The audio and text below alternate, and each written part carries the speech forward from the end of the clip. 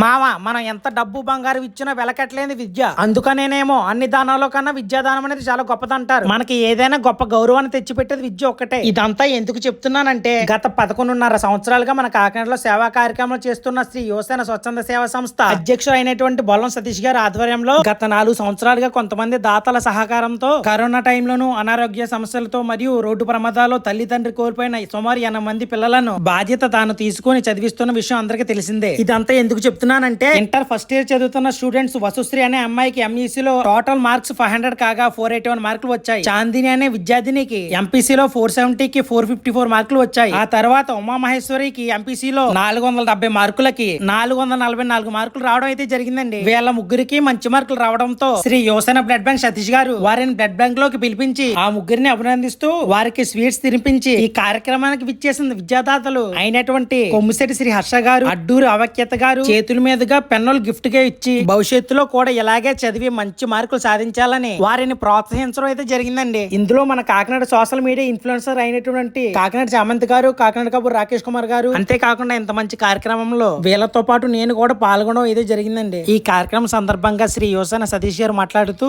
దాతల పూర్తి సహాయ సహకారాల వల్లనే ఇంత మందికి సహాయం చేయగలుగుతున్నామని చెప్పడం అయితే జరిగిందండి. ఇటువంటి మంచి మనసున్న సతీష్ గారి కోసం ఒక లైక్ వేసుకుని మీ ఒపీనియన్ కామెంట్ చేయండి. మరిన్ని వీడియోస్ కోసం మన పేజ్ ని ఫాలో చేయండి.